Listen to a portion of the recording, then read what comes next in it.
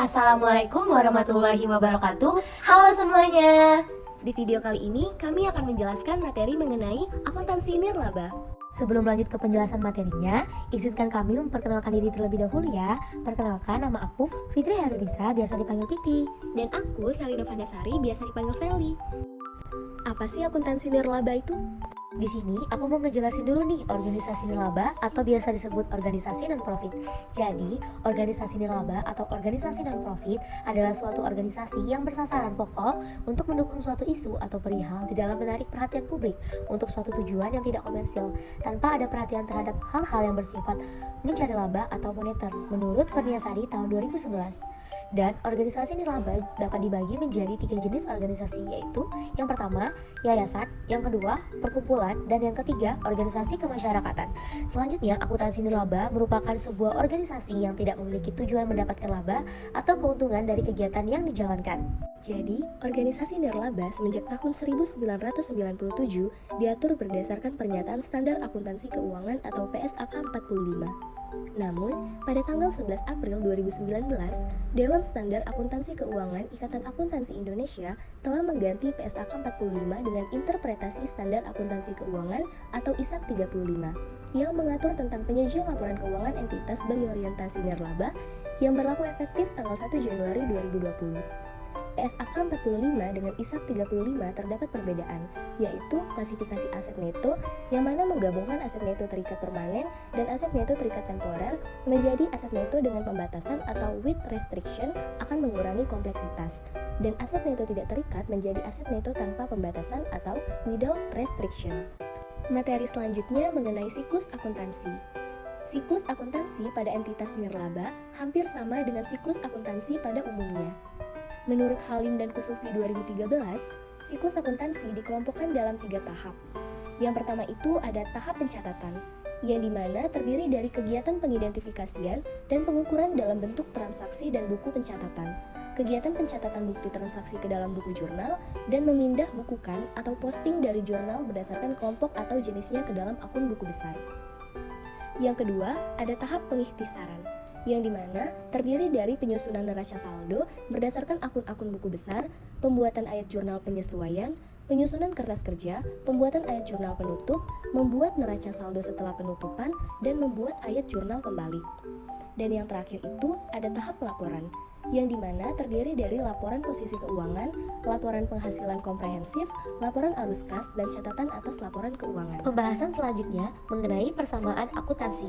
Jadi, persamaan dasar akuntansi organisasi nirlaba itu berbeda dengan persamaan dasar akuntansi pada perusahaan lain. Hal ini dikarenakan organisasi nirlaba tidak mengenal modal pemilik. Sumber harta organisasi nirlaba berasal dari sumbangan dan hasil pengembangannya.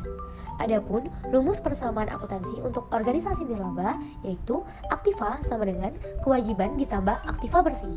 Pada organisasi nirlaba juga terdapat transaksi yang berhubungan dengan pendapatan dan beban organisasi.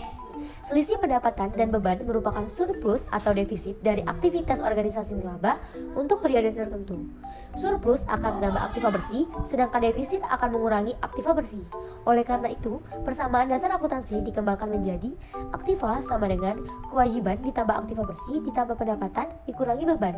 Berdasarkan ISAK 35, laporan keuangan yang dihasilkan dari siklus akuntansi entitas berorientasi nirlaba antara lain: yang pertama, laporan posisi keuangan; yang kedua, laporan penghasilan komprehensif; yang ketiga, laporan perubahan aset neto; yang keempat, laporan arus kas; dan yang kelima, catatan atas laporan keuangan. Nah, jadi tadi kan udah dijelasin nih sama Piti, kalau berdasarkan ISAK 35, terdapat 5 laporan keuangan yang dihasilkan dari siklus akuntansi entitas berorientasi nirlaba.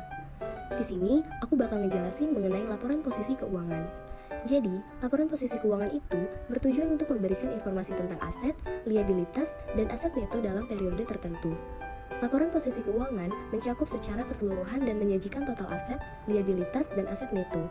Selanjutnya, dalam laporan posisi keuangan terdapat 2 format yang disajikan. Yang pertama, format A secara terpisah menyajikan informasi pos penghasilan komprehensif lain sebagai bagian dari aset neto tanpa pembatasan dari para pemberi dana. Bisa dilihat di sini contoh laporan posisi keuangan dengan format A. Dan yang kedua, format B tidak menyajikan informasi pos penghasilan komprehensif secara terpisah. Bisa dilihat di sini contoh laporan posisi keuangan dengan format B. Pembahasan selanjutnya yaitu tentang laporan penghasilan komprehensif. ISAK 35 menggunakan istilah laporan penghasilan komprehensif sebagai pengganti istilah laporan aktivitas dalam versi PSAK 45. Laporan penghasilan komprehensif menggambarkan kenaikan dan penurunan manfaat ekonomi entitas nirlaba yang berasal dari penerimaan atau pendapatan dan pengeluaran atau beban. Laporan penghasilan komprehensif dibagi ke dalam dua bagian sesuai dengan klasifikasi aset neto. Yang pertama, tanpa pembatasan dari pemberi sumber daya, dan yang kedua dengan pembatasan dari pemberi sumber daya. Ada dua format laporan penghasilan komprehensif yang disajikan sebagai contoh dalam lampiran ISAK 35. Setiap format memiliki keunggulan. Yang pertama, format A, menyajikan informasi dalam bentuk kolom tunggal. Format A ini memudahkan penyusunan laporan secara komparatif. Bisa dilihat di sini contoh laporan penghasilan komprehensif format A. Dan yang kedua, format B, menyajikan informasi sesuai dengan klasifikasi aset neto. Bisa dilihat di sini contoh laporan penghasilan komprehensif format B. Selanjutnya, materi yang dibahas mengenai laporan perubahan aset neto. Istilah laporan perubahan aset neto adalah bentuk penyesuaian dari istilah laporan perubahan ekuitas pada laporan keuangan entitas bisnis.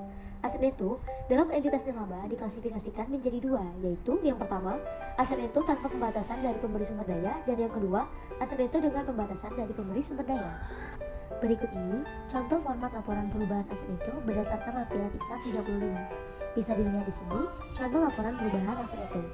Pembahasan selanjutnya mengenai laporan arus kas entitas nirlaba, sama dengan laporan arus kas untuk entitas bisnis, di mana arus kas dibagi ke dalam tiga aktivitas, yaitu aktivitas operasi, aktivitas investasi, dan aktivitas pendanaan. Metode penyusunan laporan arus kas dapat menggunakan dua metode, yaitu metode langsung dan metode tidak langsung. Berikut ini contoh format laporan arus kas untuk entitas nirlaba berdasarkan ISAK 35. Bisa dilihat di sini contoh laporan arus kas menggunakan metode langsung. Bisa dilihat di sini contoh laporan arus kas menggunakan metode tidak langsung. Pembahasan materi yang terakhir mengenai catatan atas laporan keuangan atau CALK. Catatan atas laporan keuangan menjabarkan laporan keuangan secara terperinci. Berikut ini contoh transaksi dan pencatatannya. Pada tanggal 22 Januari 2021, Yayasan Asrin menerima sumbangan atau donasi dari perseorangan dan perusahaan sebesar 90 juta melalui transfer Bank BRI untuk rencana pembangunan sekolah di Kepulauan Mentawai.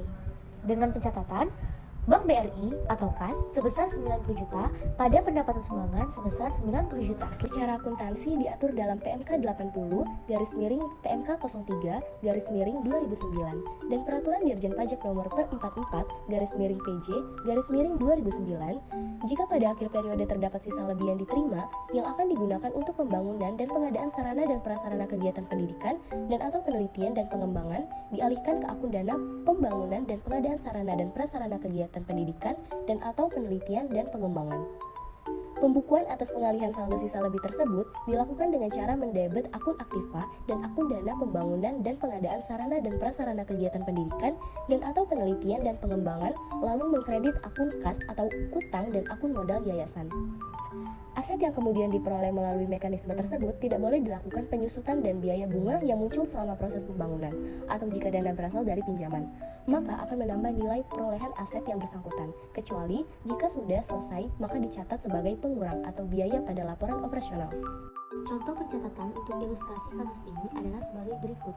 Pada tanggal 10 Desember 2021, Yayasan mencatat adanya sisa lebih dana yang semula memang direncanakan untuk membangun gedung kelas sekolah. Dana tersebut berasal dari donasi tunai masyarakat yang sifatnya tidak rutin.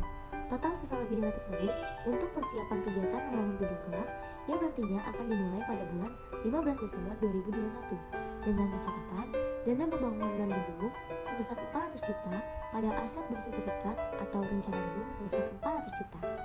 Ketika kemudian dana tersebut digunakan untuk mulai membangun secara bertahap, maka dicatat menjadi aset bersih terikat atau rencana gedung sebesar 100 juta pada dana pembangunan gedung sebesar 100 juta, konstruksi dalam pengerjaan sebesar 100 juta pada kas sebesar 100 juta.